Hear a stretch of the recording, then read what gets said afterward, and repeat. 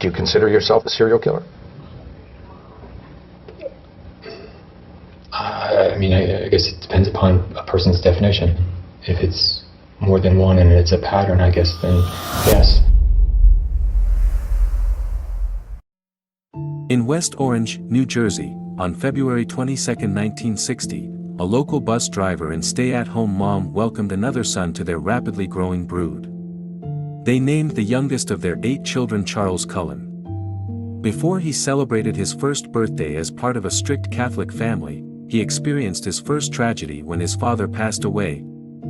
According to Cullen, he had a miserable childhood. He gave reports that claimed he was 9 years old when he made his first suicide attempt. The method he used to try and accomplish this task was to take the chemicals found in his new chemistry set. This occasion would mark the first of 20 reported suicide attempts throughout his life. In one of these attempts, Cullen said he tried to kill himself by taking a pair of scissors and jabbing them into his head. As a result, paramedics rushed him to the hospital emergency department, where the staff ran him in to have immediate surgery. Cullen reports that when he was only 17 years old, his mother died tragically in a car accident. He dropped out of school and enlisted in the U.S. Navy as a result of this event. The year was 1978 that he would be assigned to serve on the USS Woodrow Wilson, one of the ballistic missile subs in the Submarine Corps fleet. There he rose to the rank of Petty Officer 3rd Class as part of the ship's Poseidon missile team. He enrolled at the Mountainside School of Nursing upon his discharge from the Navy. It wasn't long after that Cullen would get a job working for St. Barnabas Medical Center, facility in Livingston, New Jersey. Coincidentally, that happened to be the same year he and his girlfriend Adrienne Taub got married. That occurred in 1987, not long before they started a family of 4 when their 2 daughters joined them. June 11, 1988 was the first time he ever committed murder. Cullen's chosen victim was Judge John W. Yengo, Sr. When Judge Yengo suffered an allergic reaction to a blood-thinning medication, he was admitted to St. Barnabas for observation. That's when Cullen injected him with a lethal dose of another drug. Later Cullen would confess to killing approximately 11 patients while he worked at St. Barnabas. One of the other victims was an AIDS patient that was given an insulin overdose. He left that place of employment in January 1992 after hospital authorities launched an investigation to try and find out who was tampering with the 4 bags. Cullen went to work for Warren Hospital located in Phillipsburg, New Jersey, in February 1992. While he worked there, he claims to have murdered 3 older women by injecting them with lethal doses of digoxin. The last victim he killed there tried to tell her family that the sneaky male nurse gave her an injection of something while she slept. Sadly, they just dismissed her claims. In January 1993, Adrienne Cullen filed for divorce. She filed 2 complaints against her estranged husband for domestic violence not long after that.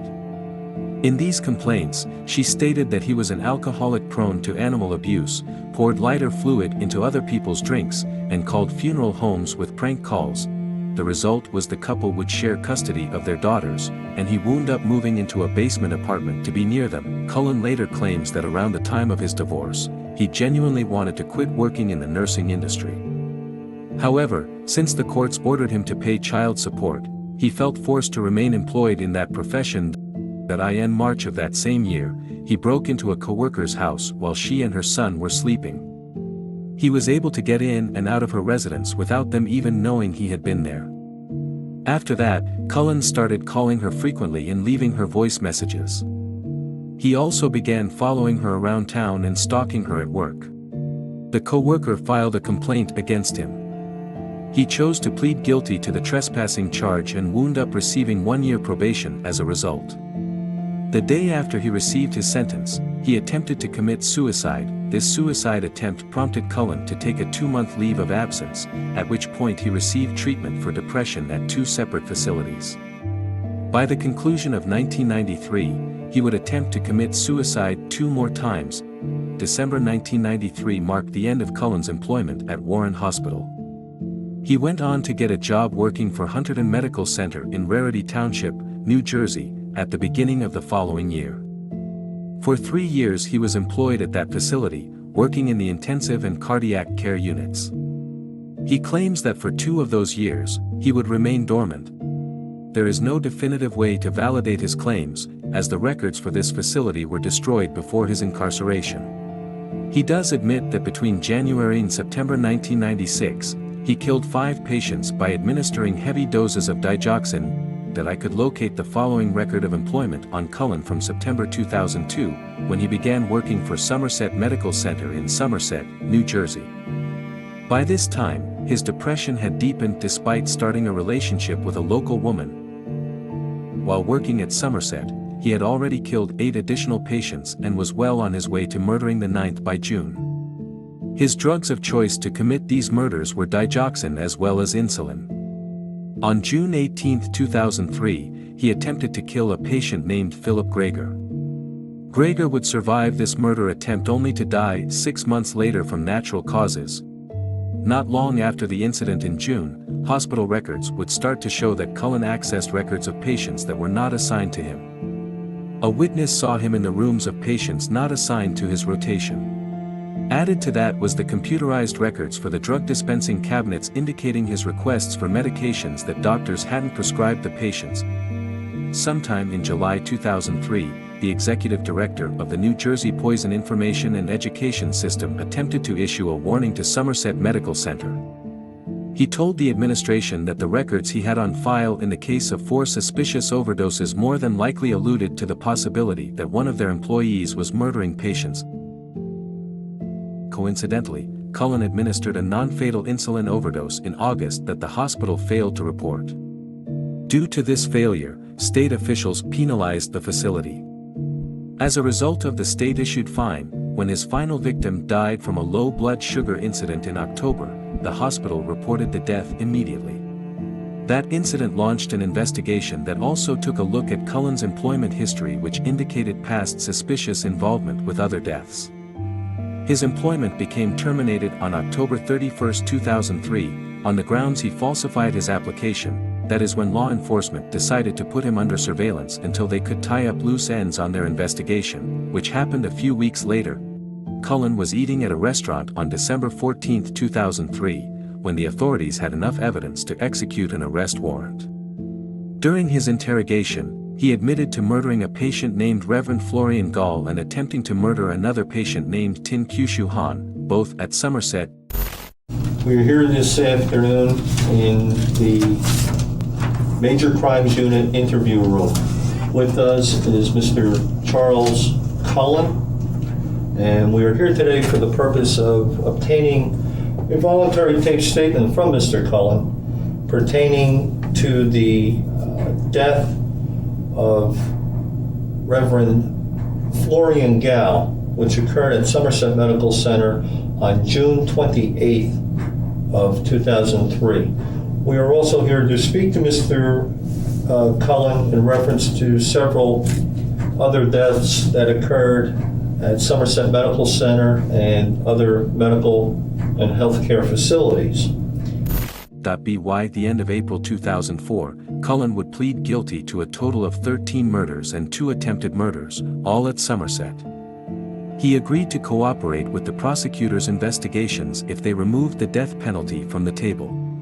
Within 1 month, he admitted to an additional 3 murders in New Jersey.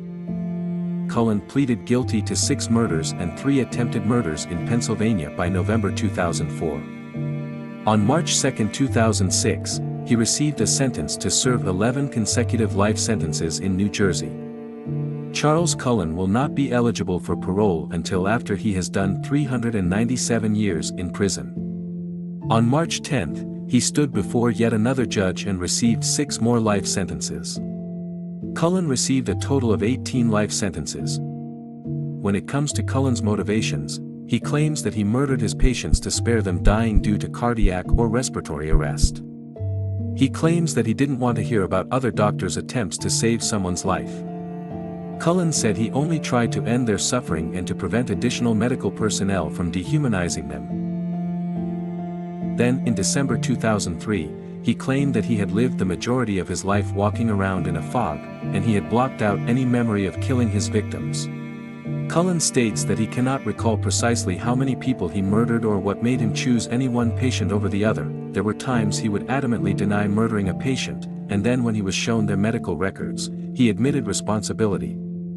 Experts who have discussed his case speculate that Cullen jumped between facilities without drawing suspicion because there was a lack of reporting requirements and inadequate protections legally for employers. During that time, New Jersey and Pennsylvania held the same reporting practices that most states had, which only mandated reporting suspicious deaths in extreme circumstances. If, by chance, they did fail to file a report, the penalties were relatively insignificant. Not to mention employers feared legal repercussions should they give a negative employment reference. As a direct result of Cullen's case, Pennsylvania, New Jersey, and 35 other states have instituted new laws that encourage employers to give accurate job performance references. The new regulations give employers immunity from lawsuits when they give truthful employment performance history to future employers. Many of the disclosure requirements became stricter by rules passed in 2004 and 2005 regarding healthcare facilities. These rules protect the health facilities from improper care. Most importantly, the new regulations that have taken effect are the law that requires all licensed healthcare workers to undergo criminal background checks. Prospective employees must also be fingerprinted at their own expense. Thank you so much for watching the whole video. If you had fun or learned anything, do me a favor, like, subscribe, comment, share.